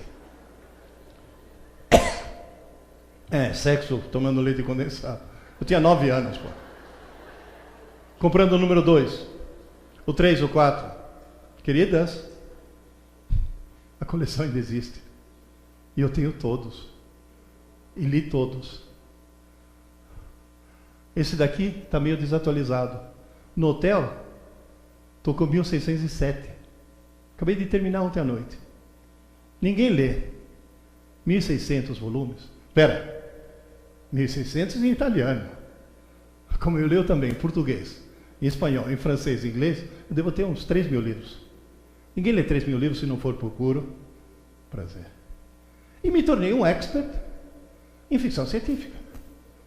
Aí pegaram um outro expert em ficção científica, outro tarado por ficção científica, vamos botar esses 2 caras para conversar. E na outra Bienal do Livro, os 2 tarados conversaram. Esse sou eu, e na lista dos 20 maiores cientistas vivos do mundo, só tem um brasileiro. Dr. Miguel Nicoleles. Quem é o Miguel Nicoleles? É alguém que está tentando eliminar a cadeira de rodas. É o cara que criou o conceito de usar exoesqueleto para multiplicar a força da pessoa que está com o problema. Aí eu perguntei para ele: Miguel, de onde veio essa ideia? Eu falei: desde adolescente. Eu li um livro do Heinlein. Eu falei: Valdo. Eu falei: isso mesmo, Valdo. É a história de um rapaz inteligentíssimo que tinha uma distrofia muscular tão violenta que tinha que viver em órbita, flutuando porque não aguentava o seu próprio peso. Mas ele era muito inteligente e começou a criar os exoesqueletos. A ficção científica se apoderou da ideia, mas na vida real já existe isso. Só que ele virou para mim e falou: Pierre, tem um problema. Multiplicar força é fácil. E quando o cara é tetraplégico? Qualquer coisa multiplicada por 0 dá 0. Eu virei para ele e falei: qual é a saída? Ele falou: fácil. Colocar um chip no cérebro, fazer o chip ler todas as microvoltagens do córtex motor, interpretar isso com o computador e fazer o computador comandar o exoesqueleto. Falei: você já fez experiência? Falei: já fiz com um macaco. Um macaco nos Estados Unidos com chip. Os dados mandados via satélite para um robô no Japão. Se o macaco nos Estados Unidos fizesse isso, o robô no Japão fazia isso 20 milissegundos antes. Que a transmissão eletrônica é mais rápida do que a transmissão neural. Ele tentou mostrar isso na inauguração da Copa do Mundo. Nem deixaram. Por 13 segundos. O sonho dele é que na Olimpíada ele consiga mostrar isso. Cara fantástico. E gosta de ler boa literatura.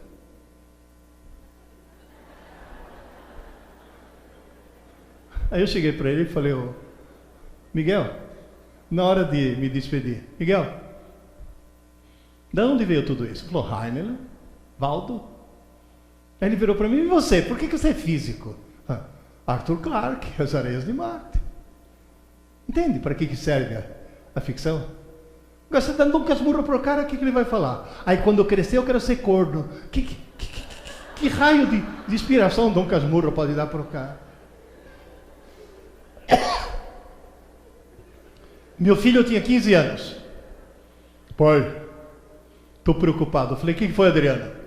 Pai, eu descobri que não é que eu não gosto de ler. Eu odeio ler.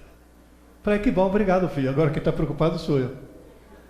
Pai, você lê muito? Eu falei: eu leio muito. Todas as minhas irmãs lêem muito? Eu falei: todas as tuas irmãs adoram ler. Todos os meus irmãos também lêem muito? Eu falei: todos os seus irmãos também adoram ler. Pô, pai, eu sou o único da família que não lê? Será que eu vou ficar burro? Eu falei: não, meu filho, você já é. Porque quem não lê é uma besta. Mas eu já li um livro, com 15 anos, indicado pela escola. Eu fui ler o tal livro. Aí eu descobri por que ele odiava ler. Eu quase fui na escola bater na professora. Foi o livro mais horrível que já vi na minha vida. Era um livro sobre as crises místico-religiosas de uma galinha. Uma galinha tendo... Não! No meio do livro, por uma escada de luz, descia o Arcanjo Galo. Arcanjo Galo. Falei: quem que escreveu isso? Deve ser uma freirinha que fuma maconha. A freirinha estava chapada na hora de escrever essa porcaria. Falei: Adriano, eu não estou pedindo para você ler um livro.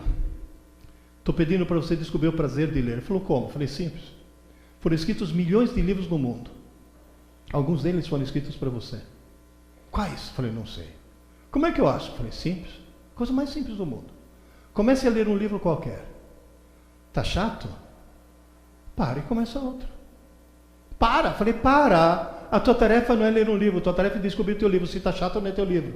Pô, e se outro for chato? Para e começa outro. E se for chato? Para e começa outro.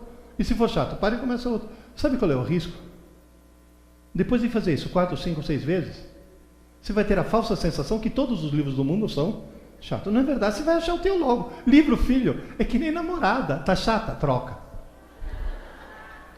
Ou que nem namorado, se for chato, troca. O marido também, viu?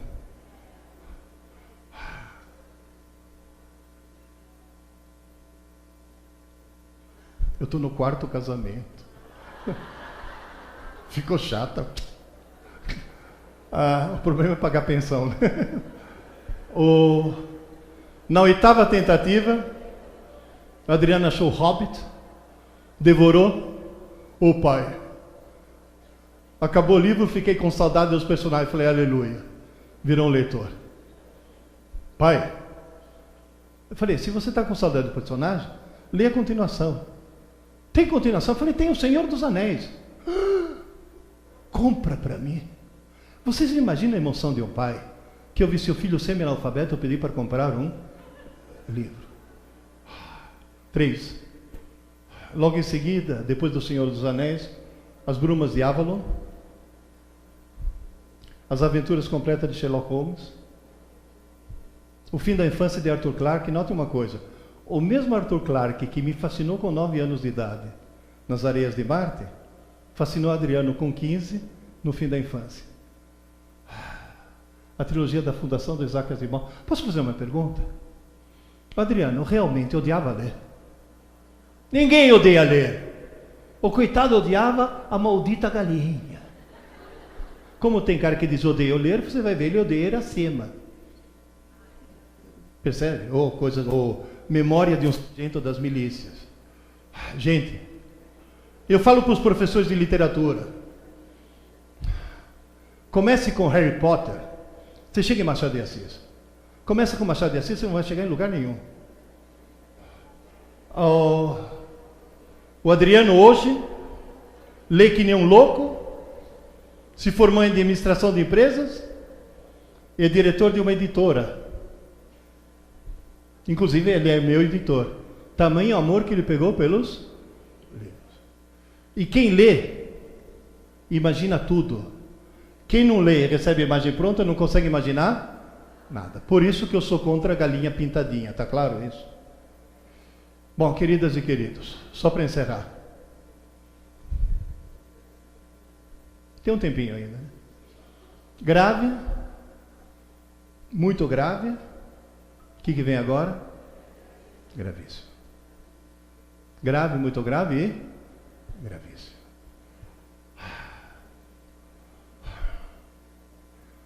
Um aluno meu, do cursinho lá de São Paulo, foi aprovado em um dos vestibulares mais concorridos do Brasil. Curso de Direito na USP, no famoso Largo São Francisco. 40 candidatos por vaga. Repito, 40 candidatos por vaga. Ou seja, alguém que já subiu a escada, não subiu? Fez 5 anos de Direito, com a família sustentando. Não precisou nem trabalhar. Se formou bacharel em Ciências Jurídicas. Você viram o diploma dele? Eu vi o diploma dele. Tem histórico escolar. Ele me mostrou isso depois. A menor nota dele foi 8. Resolveu fazer o exame da OAB e conseguiu um feito inacreditável. Foi reprovado. Peraí.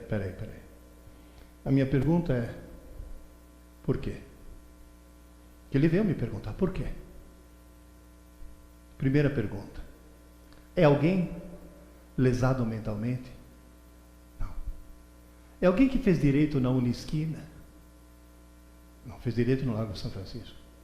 Por que foi reprovado? Simples.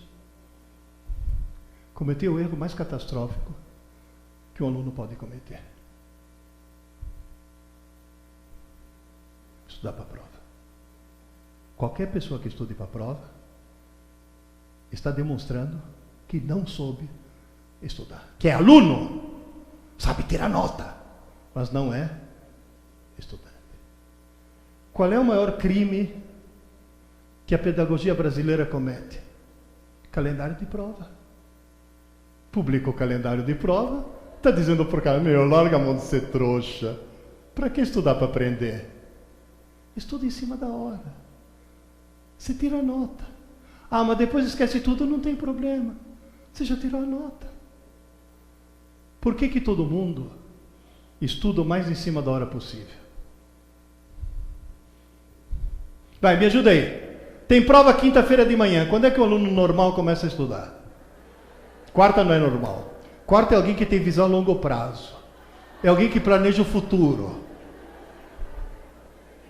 Quinta de manhã. Professora, posso estudar na sua aula que eu tenho prova na aula seguinte? Por que todo mundo estuda mais em cima da hora possível? Para não dar tempo de esquecer. O cara monta um castelo de cartas na cabeça. Você vê o cara entrar na sala de aula para fazer a prova, o cara entra assim. Que se você chamar, falou, ô Zé, que foi? Pronto, agora embaralhou tudo. Agora eu vou ter que estudar de novo. Ou aquela menina que entra assim, não fala comigo, não fala comigo. Ou pior ainda, professora, dá a prova logo, pelo amor de Deus. Antes que eu? Por que vocês estão rindo? Vocês lembram? Vocês faziam essa besteira. Esse é o câncer do sistema educacional brasileiro. Como é que eu faço? Uso o cérebro. Eu dividi o cérebro em 3 pedaços. Cerebelo, sistema límbico e córtex. Os 15 mil computadores estão aqui. O que eu ponho no cerebelo? Tudo relativo a equilíbrio e ritmo. É fácil pôr? Não. É difícil pôr, mas depois que você põe, você não esquece nunca mais. Por exemplo, andar de bicicleta. Não foi fácil aprender, mas depois que você aprende, você não esquece nunca. Isso é aprender. Aprender para sempre, não para o dia seguinte. Sistema límbico. É fácil pôr? É fácil. É fácil esquecer? É fácil. Você está em Minas Gerais, numa cidade estranhíssima chamada Varginha. Você está andando na rua, algo te chama atenção. Se chama atenção, na mesma hora vai para o sistema límbico. Cuidado. Se parar de chamar atenção, algum tempo depois, como se nem tivesse estado lá. Quanto tempo fica retido? Segundos? Minutos? Ou até horas? Jamais dias. Não sobrevive a uma noite de sono. O que eu falei no começo? 24 horas. Aí como é que eu faço para sobreviver? Tem um truque. Qual é o truque? Tenta imaginar, por exemplo, que quando você era criança, uma professora chegou para você e falou: para de falar que aranha é inseto. Inseto tem 6 patas, que nem a formiga. Aranha tem 8, é aracnídeo. O que são aquelas informações importantíssimas na vida de uma pessoa? Eu me lembro que eu nunca mais fui eu mesmo depois que eu descobri que aranha não é inseto. Agora atenção. Essa informação foi recebida na aula. Na aula, você é aluno ou é estudante? Aluno. Então ela vai para o sistema límbico, está condenada a desaparecer. Mas tem um truque. Essa informação é recebida como aluno. Se no mesmo dia, vou repetir, no mesmo dia, for trabalhado ativamente como estudante, se é estudante, quantas pessoas tem aqui? Uma. Se é ativamente, o que ela tem na mão? Lápis. No mesmo dia, na hora de fazer a tarefa, a lição de casa, vocês chamam aqui de tema, né? Aqui na hora de fazer o tema, a lição de casa, ela pega o lápis, o caderno e começa 1, 2, 3, 4, 5, 6. Formiga, 6 patas. Aranha, 1, 2, 3, 4, 5, 6, 7, 8 patas. Formiga, inseto. Aranha, aracnídeo. Quem está fazendo isso agora, depois da aula? É aluno ou estudante? Agora, por quê? No mesmo dia. Por quê? Aquilo que você trabalhou como estudante, naquela noite, durante o sono, e só durante o sono, é transferido para o córtex, e amanhã de manhã, quando você acordar, daqui já sumiu, mas aqui vai estar lá para sempre, tanto quanto andar de bicicleta. Queridas e queridos, durante o dia, tudo entra no rascunho. A atividade elétrica do teu cérebro é muito intensa, porém, conforme você vai adormecendo à noite, ela cai quase a zero, é o chamado sono profundo ou sono sem sonho. Nesse momento você tem o nível de inteligência de uma beterraba em coma. Zerou o QI. De repente, começa uma grande atividade chamada sono REM. Rapid Eye Movement. O olho começa a pular embaixo da pálpebra. Começou a manutenção. Já já eu mostro que manutenção. Tem até solda. O que foi considerado irrelevante vai para o lixo. O que foi trabalhado como estudante vai para o HD, para o córtex. E depois de 4 episódios REM, você acorda e a informação vai estar lá para sempre. 4 episódios REM significa dormir 8 horas por noite. Qualquer criança que fique até 3 horas da manhã se imbecilizando no computador, além de apresentar os sintomas de hiperatividade, está cometendo um crime contra seu próprio cérebro. Levanta a mão quem lembra de TV preto e branco. Cobertores Paraíba. Alguém lembra do menininho com a vela? Tá na hora de dormir. Sabe que horas passava? 8h30. Criança tem que estar na cama às 9, ponto. Ponto. Não discuta. Por favor, olhe o que acontece no pedacinho de cérebro onde você trabalhou a aranha na lição de casa e depois dormiu.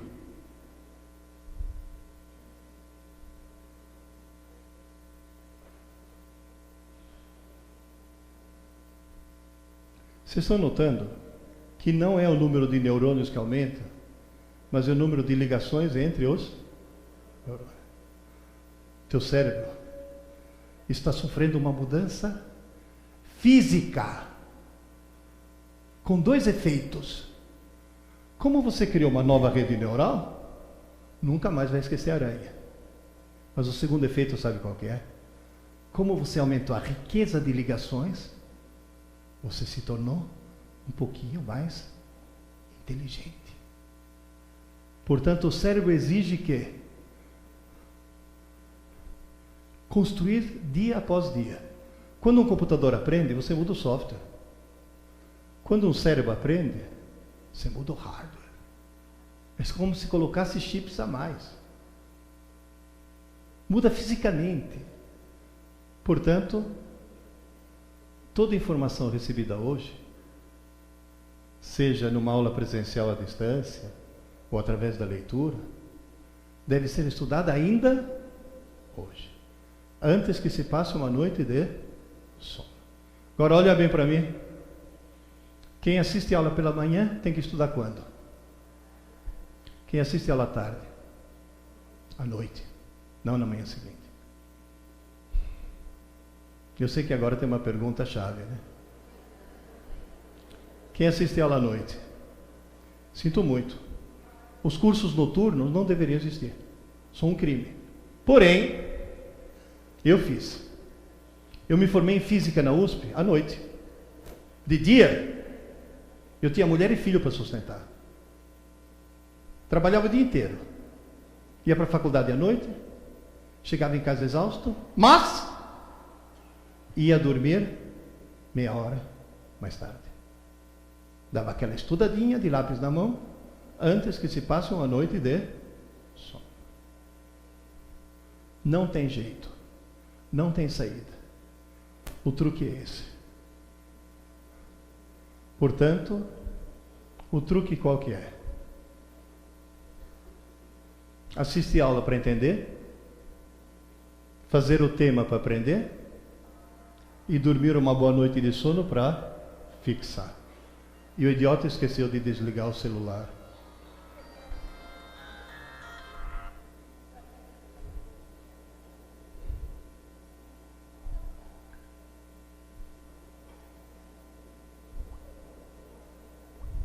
Nossa, ele me faz 1000 perguntas antes de aceitar. Desliga mesmo? Moral da história: ritmo circadiano, 24 horas. Está bem claro? Portanto, é um degrau por dia. E aí você vai subindo a escada, graças às 5 palavras mágicas: aula dada, aula estudada, hoje. 100.000 alunos meus receberam lavagem cerebral. Aula dada, aula estudada, hoje. Gente, eu me internei para fazer um exame. Sabe quem é que veio no meu quarto? 12 médicos e 5 enfermeiras. Porque passou, ai, o professor Pierre está aqui. Vieram me abraçar, me beijar.